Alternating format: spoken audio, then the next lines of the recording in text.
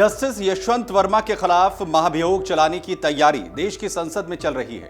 संसद के दोनों सदनों में उनके खिलाफ महाभियोग की प्रक्रिया शुरू करने को लेकर नोटिस दिया गया है, जिसमें राज्यसभा और लोकसभा में सांसदों ने महाभियोग की प्रक्रिया को शुरू करने का नोटिस दिया है। लेकिन जिस महाभियोग की प्रक्रिया का जिक्र किया जा रहा है, ये क्या है, किसके खिलाफ इसे चलाया जाता है और इसकी पूरी प्रक्रिया आखिर क्या है, आइए आपको आसान शब्दों में समझा देते हैं।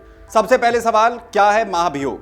महाभियोग वो कानूनी और संवैधानिक तरीका है जिसके जरिए देश के बड़े अधिकारियों जैसे राष्ट्रपति, उपराष्ट्रपति या उच्च न्यायालय और सुप्रीम कोर्ट के जजेस को उनके पद से हटाया जा सकता है। अगर किसी ऐसे अधिकारी पर गंभीर गलत काम, भ्रष्टाचार या संविधान का उल्लंघन करने के आरोप लगते हैं तो उन्हें हटाने के लिए संसद में महाभियोग की प्रक्रिया की शुरुआत होती है। लेकिन सवाल यह है कि सिर्फ राष्ट्रपति, उपराष्ट्रपति या हाईकोर्ट और सुप्रीम कोर्ट के जज के लिए ही महाभियोग की प्रक्रिया आखिर क्यों है? क्योंकि ये संवैधानिक पद होते हैं। ये अधिकारी भारत के संविधान द्वारा बनाए गए सबसे ऊंचे और महत्वपूर्ण पदों पर होते हैं। इनका चुनाव, कार्यकाल, शक्तियां और जिम्मेदारियां भी संविधान में तय की गई हैं। ये आम कानून से ऊपर नहीं, लेकिन इन्हें खास सुरक्षा दी गई होती है। इन पदों पर बैठे लोगों के पास बहुत ताकत होती है, लेकिन उन्हें बिना सबूत या कारण के नहीं हटाया जा सकता। लेकिन अगर वे गलत काम करें तो उन्हें हटाने के लिए एक विशेष और पारदर्शी तरीका चाहिए, जो महाभियोग है। और इसका एक कारण यह भी है कि न्यायपालिका और राष्ट्रपति पद की जो गरिमा है वो बनी रहे।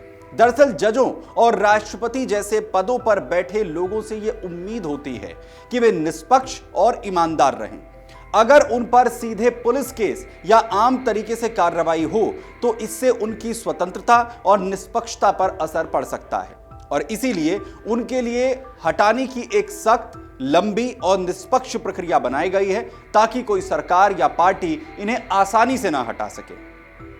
अब सवाल कि क्या है महाभियोग की यह प्रक्रिया, वो आपको बता देते हैं कि अगर किसी सांसद को लगता है कि राष्ट्रपति, उपराष्ट्रपति या किसी न्यायाधीश ने गंभीर गलती की है तो सबसे पहले संसद के सचिवालय में एक लिखित में नोटिस दिया जाता है। यह नोटिस लोकसभा में कम से कम 100 सांसदों के हस्ताक्षर के साथ देना होता है और राज्यसभा में कम से कम 50 सांसदों के हस्ताक्षर के साथ इसे देना जरूरी है।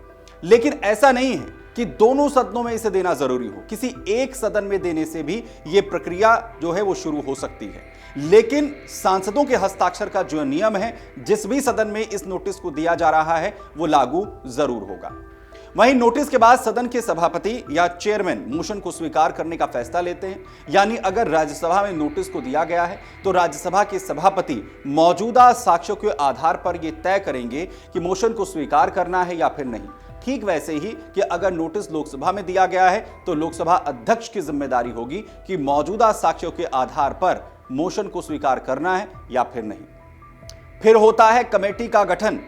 वहीं जिस सदन में नोटिस दिया गया है उसके सभापति या चेयरमैन की यह जिम्मेदारी होती है कि वो जांच के लिए 3 सदस्यीय कमेटी का गठन करे। लेकिन जैसा जस्टिस वर्मा के केस में हुआ, दोनों सदनों में एक साथ नोटिस दिया गया। इसमें कमेटी बनाने की जो प्रक्रिया है वो भी थोड़ी अलग होती है। दोनों सदनों में एक साथ नोटिस देने पर दोनों सदनों के सभापति और अध्यक्ष ये संयुक्त रूप से कमेटी गठन करते हैं। ये कमेटी का जो गठन है वो संयुक्त रूप से किया जाता है। अब सवाल ये भी कि कौन कौन होता है इस कमेटी में, ये भी आपको बता देते हैं। दरअसल कमेटी में एक सुप्रीम कोर्ट के मुख्य न्यायाधीश या फिर जज को रखा जाता है, एक उच्च न्यायालय के मुख्य न्यायाधीश, इसके अलावा एक प्रतिष्ठित न्यायविद यानी कानून के गहरे जानकार या विशेषज्ञ। ये वो व्यक्ति होते हैं जो कानून के सिद्धांतों, संविधान या न्याय की प्रक्रिया में गहरी समझ और विशेषज्ञता रखते हैं। उदाहरण के लिए प्रसिद्ध वकील, कानून के प्रोफेसर, पूर्व न्यायाधीश या कानूनी लेखक या विचारक, जिनकी विद्वता यानी ज्ञान को समाज में मान्यता प्राप्त हो। वही कमेटी अब जांच कैसे करती है वो भी आपको समझाते हैं। सबसे पहले आरोपों की जांच होती है। कमेटी जज के खिलाफ लगाए गए कदाचार या अक्षमता के आरोपों की विस्तृत जांच करती है। इसमें सबूतों का विश्लेषण, दस्तावेजों की समीक्षा और गवाहों से पूछताछ करती है। फिर निष्पक्ष सुनवाई होती है। कमेटी जज को भी अपने बचाव में पक्ष रखने का पूरा अवसर देती है। ये एक निष्पक्ष और पारदर्शी प्रक्रिया होती है जिसमें जज को अपने खिलाफ लगे आरोपों का जवाब देने का अधिकार होता है। फिर रिपोर्ट तैयार की जाती है। जांच पूरी होने के बाद कमेटी अपनी रिपोर्ट तैयार करती है। इस रिपोर्ट में यह निष्कर्ष होता है कि आरोप सिद्ध हुए या फिर नहीं। अगर आरोप सिद्ध होते हैं तो कमेटी जज के खिलाफ महाभियोग को आगे बढ़ाने की सिफारिश कर सकती है। जांच के बाद कमेटी रिपोर्ट संसद को सौंपती है। दरअसल कमेटी अपनी रिपोर्ट उस सदन के पीठासीन अधिकारी यानी लोकसभा अध्यक्ष या राज्यसभा के सभापति को सौंपती है जिसने समिति गठित की थी। इसके बाद यह रिपोर्ट दोनों सदनों में पेश की जाती है। वहीं रिपोर्ट पेश होने के बाद दोनों सदनों में इस पर बहस की जाती है, यानी दोनों सदनों में इस पर चर्चा होती है।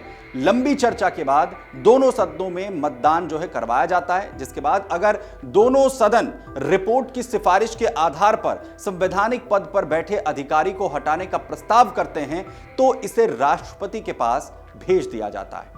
भाई राष्ट्रपति आखिर कैसे कार्रवाई करते हैं वो भी समझाते हैं। दरअसल संसद से प्रस्ताव पास होने के बाद राष्ट्रपति उस संवैधानिक पद पर बैठे व्यक्ति को पद से हटा देते हैं। लेकिन क्या राष्ट्रपति माफ भी कर सकते हैं? इसका जवाब है नहीं। राष्ट्रपति के पास केवल औपचारिक आदेश जारी करने का अधिकार होता है। लेकिन ऐसा क्यों है वो भी आप समझिए। दरअसल राष्ट्रपति पर भी महाभियोग की यह प्रक्रिया लागू होती है, यानी अगर खुद राष्ट्रपति के खिलाफ महाभियोग प्रस्ताव पास होता है तो उन्हें भी पद छोड़ना पड़ता है। उस स्थिति में राष्ट्रपति खुद फैसला नहीं लेते, संसद का निर्णय ही अंतिम होता है। न्यायपालिका की बात करें, जैसे जज को हटाने का जो मामला है, उसमें जब संसद दोनों सदनों में विशेष बहुमत से इस प्रस्ताव को पास करती है तो यह संविधान के अनुसार बाध्यकारी है, यानी इसे राष्ट्रपति को मानना ही होता है। संविधान में ऐसा कोई प्रावधान नहीं है कि राष्ट्रपति संसद के महाभियोग प्रस्ताव को वापस भेज दें संसद को, या उसे रोक दें, या किसी को क्षमा दे दें। यह अधिकार भी राष्ट्रपति के पास नहीं है। वहीं अंत में सवाल यह कि आखिर किस किस के खिलाफ आज तक महाभियोग की प्रक्रिया चली है। पहला मामला है सुप्रीम कोर्ट के जज रहे वी रामास्वामी का, जिनके खिलाफ साल 1993 में भ्रष्टाचार और अनुशासनहीनता के आरोपों के चलते लोकसभा में महाभियोग का प्रस्ताव लाया गया, जिसके बाद जांच कमेटी ने उनके खिलाफ आरोपों को सही माना। लोकसभा में वोटिंग हुई, लेकिन कांग्रेस ने वोटिंग में हिस्सा नहीं लिया, इसके चलते प्रस्ताव पास नहीं हो सका। वहीं इसी के चलते जस्टिस रामास्वामी को पद से भी नहीं हटाया गया था। वहीं एक और मामला, जो दूसरा मामला है, वह है कर्नाटक हाईकोर्ट के चीफ जस्टिस पीडी दिनाकरन का, जो कर्नाटक हाईकोर्ट के चीफ जस्टिस थे। साल 2010 में उन पर भ्रष्टाचार और पद के दुरुपयोग के आरोप लगे, जिसके बाद उनके खिलाफ राज्यसभा में महाभियोग का प्रस्ताव पेश हुआ और जांच समिति ने जो बनाई थी, कमेटी जो बनाई गई थी, जांच के दौरान उन्होंने पद से इस्तीफा दे दिया, जिससे कि महाभियोग की प्रक्रिया वो पूरी ही नहीं हो पाई। तीसरा मामला जस्टिस कैलाश गामन का है, साल 2011 का। उन पर वित्तीय गड़बड़ी के आरोप लगे थे, जिसके बाद उनके खिलाफ राज्यसभा में महाभियोग का जो प्रस्ताव है वो लाया गया, लेकिन लोकसभा में प्रस्ताव पेश होने से पहले ही उन्होंने पद से इस्तीफा दे दिया, जिसके चलते महाभियोग की प्रक्रिया रुक गई। यानी आज तक किसी संवैधानिक अधिकारी को महाभियोग के जरिए पद से नहीं हटाया जा सका है। अगर आप ये वीडियो YouTube पर देख रहे हैं तो हमारे चैनल को सब्सक्राइब कर बेल आइकन दबाएं, और Facebook पर देख रहे हैं तो हमारे पेज को लाइक करें।